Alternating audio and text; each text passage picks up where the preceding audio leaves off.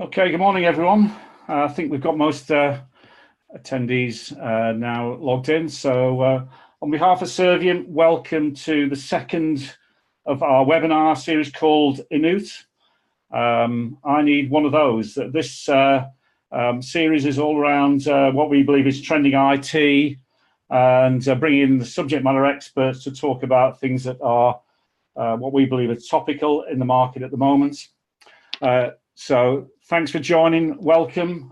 For those of you who registered early, hopefully you received your Kit Kats and you're tucking in there with a cup of coffee.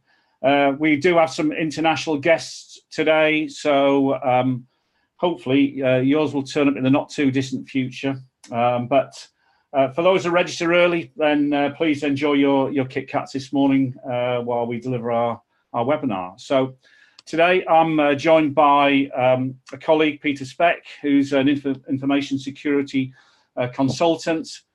He's the sort of subject matter expert when it comes to cyber essentials. So I'll be passing over to Peter shortly. So thanks again for joining. I'll just give sort of a bit of background first on, for those of you not too familiar about Servium, but ultimately our aim really is to provide essential IT to your business where you have a particular business challenge. Security is one area that we have focus on because it is a huge topic. It's very relevant at the moment, and we think, you know, giving you the information you need to protect your business is important as well as part of our sort of value add. So our aim is to be that troubleshooter, help you to find the solutions for you. We create a lot of value as a business. We have excellent account management team. We're very responsive, very nimble. We provide superb customer service. And we do that by being able to walk in your shoes, understand what you're doing, what your challenges are, and so on. So that's how we sort of deliver our value. Our approach is very much a sort of complete life cycle, working with you on your strategy, helping you with your design, implementation, support. But the key thing for us is whatever your challenge is and where we get involved, how do we review that to make sure we've delivered to expectations?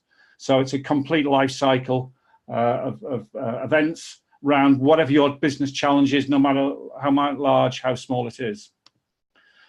We've got one of our partners today working with us, Marathon Professional Services. We work closely with Marathon as our cyber specialists as part of our services ecosystem. The principle being giving you access to a breadth and depth of technical resource, working with the industry experts, sort of best in breed. But the key thing is we're transparent, very vendor agnostic, and it's all about how can we add value to your challenges, but work very much collaboratively with you in your line of business. So there's a little bit of background on Servium. I'm going to now hand over to Peter, who's going to go through Cyber Essentials. So Peter, the floor's yours. Good morning, everyone. Hi, thanks for attending. So my role is to help organisations understand their exposure in terms of cybercrime and the likely impact to their organisation, and then secondly, to help them reduce the risks associated with cyber criminals and other data breaches and information security risk effectively.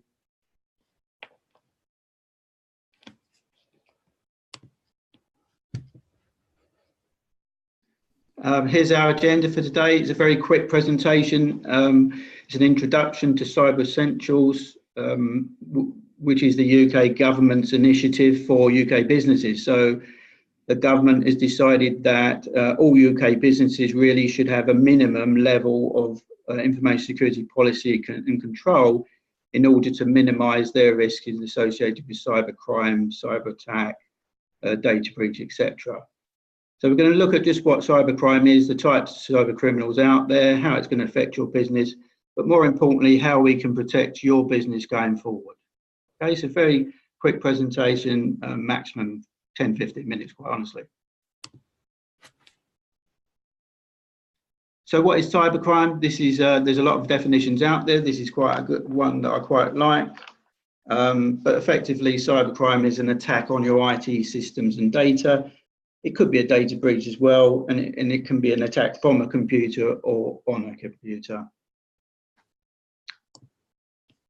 So what types of cyber criminal are there out there? Well, I think we've all known, or we've all heard of, the highly sophisticated state-sponsored terrorism groups who are, their aim possibly is to influence things like elections, but certainly what is being seen is attacks on national critical infrastructure, so power station infrastructure, emergency service infrastructure, etc., are being attacked by highly organised, highly trained cyber terrorism groups, which we think are probably state-sponsored.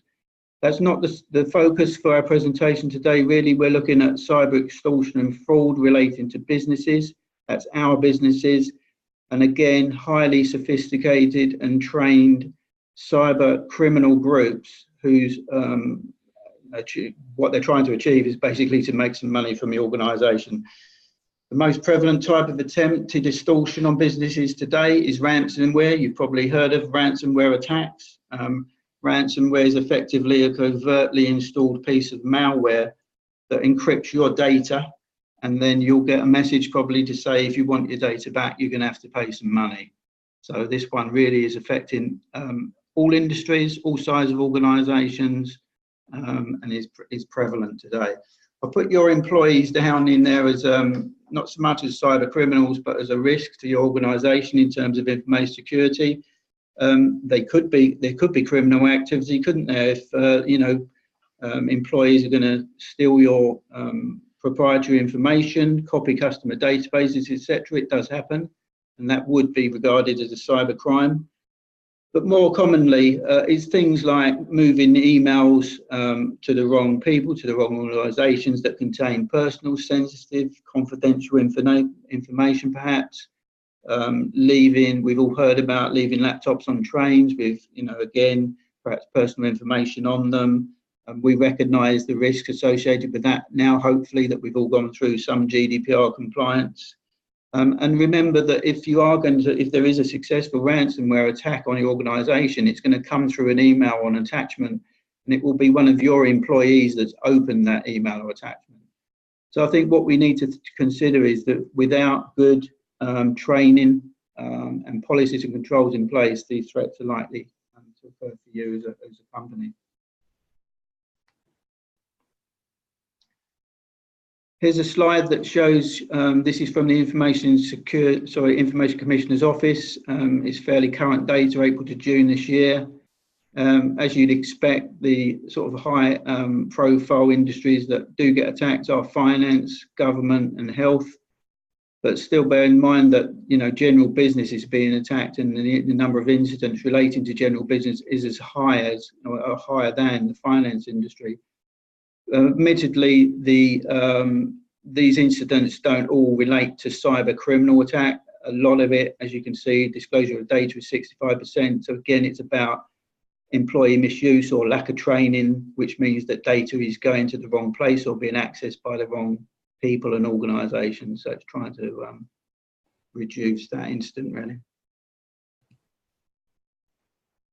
How can cybercrime affect your business? Fairly obviously.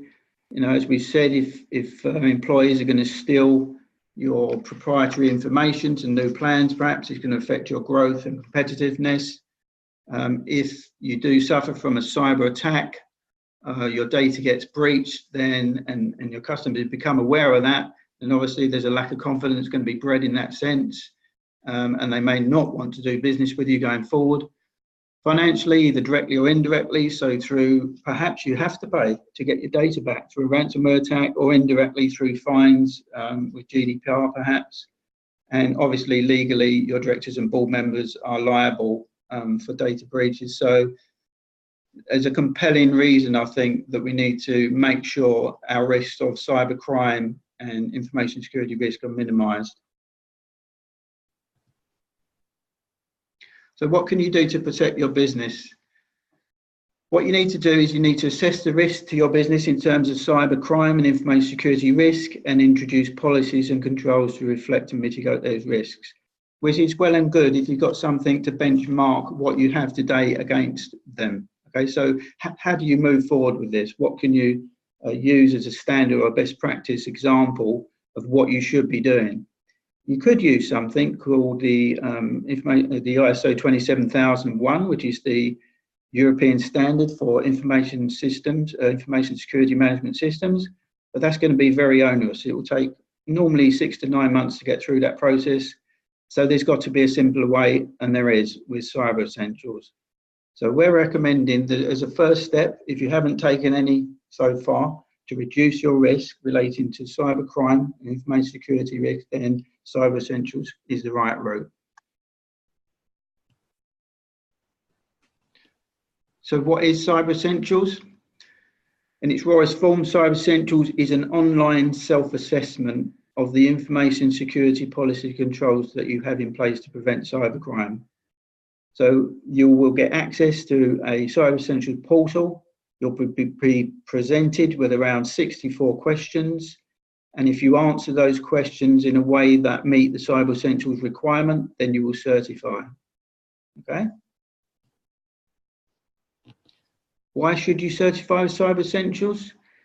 Well, government research, bearing in mind that Cyber Essentials initiative in the first place came out of GCHQ, research was done and the Cyber Essentials guideline produced based on the fact that if you adhere to their requirements of Cyber Essentials, you reduce the risk of common causes of cybercrime by up to 80%, which is very significant. So you're going to reduce your risk significantly just by complying with Cyber Essentials requirements. Another good reason is that if you want to do business with central government today, local government probably, and even some big, large corporates, you will need Cyber Essentials certification. That's being mandated more and more as we see it. And obviously, if you do certify with Cyber Essentials, you can then, if you wanted to, advertise the fact to your clients that you protect your information based on a government endorsed standard. So that's going to raise your profile with your clients. So some good reasons to certify Cyber Essentials. The online assessment, as I've mentioned, and the 64 questions will cover 5 key control areas. It'll ask you things around your firewalls and internet gateways, such as have you changed default passwords? Have you got business cases for the traffic you're allowing through? Are you closing all other ports, etc.? Some configuration around your devices. Have you got a minimum password length? Are you taking software off that you don't need, etc.? Have you got good access controls around your data? Have you set the right permissions? Have the people who need access to data got that access, or are you over permissioned, as it were? Have you got good malware protection across all your devices, including mobile phones, and is that updated regularly? And do you patch your operating systems to make sure that, that they're not vulnerable to cybercrime? Remember the NHS example 6 or 7 months ago, where there was a big incident, cybercrime incident, and NHS systems were affected badly. If those organisations had complied with Cyber Essentials, they wouldn't have been breached. So, you know, through a simple set of controls can mean a lot to very large organisations as well as small ones. There are 2 levels of Cyber Essentials certification. We're talking about stage 1 at the moment with the self-assessment. There is a stage 2. It's an auditable version of the certification, so it would mean an independent information security consultant coming to your site, auditing your policies and controls, and running a penetration test on your systems. So it's the 2nd level in terms of information security maturity, I suppose I would call it. So how do you get certified? Well, you could ask us today to give you access to the online self-assessment portal and attempt to answer the questions. It will cost you £300 in that sense, and we'll leave you to go do that. What I would say that if you answer the questions and you're not successful, so you don't meet the requirements today of Cyber Essentials, then you will fail and you will need to reapply and pay another £300. the better way, in our view, and the way we work with most of our clients, is we have a service called Cyber Essentials Readiness Assessment. So we'll effectively come and sit with you. We'll work through the 64 questions with you. We'll agree what your answers are based on the policies and controls you have in place today. And we'll recognise where the gaps are, how we need to mitigate those gaps, and we'll provide a report back outlining all of that, so that we can get you to a place where you are going to be able to go online and submit your answers, and you are going to be successful first time. Okay, so it's a guarantee effectively that if you go through the Readiness Assessment Service, you will pass Cyber Essentials certification. And remember, as a certified assessor, it's actually us at the back end who's going to be scoring your submission. So, as I say, it's a guarantee in that sense. We can move very quickly on this if you want us to. If you need more information, you need to contact your Servium account manager. Normally, we can get a statement of work out to you within 24 hours outlining how the Readiness Assessment Service works, what it includes, and we can schedule to come and sit with you and go through the questions within a week. So it can be a very quick process. I know some organisations who already have good information security policies and controls in place and get through the certification process in 2 weeks. So as I said before, a lot quicker than something like an ISO standard. So that was a very quick whistle stop, an introduction to Cyber Essentials. Thank you for your time, and I will hand you back to Steve. Great, thanks very much, Pete. Appreciate your tremendous insight there. So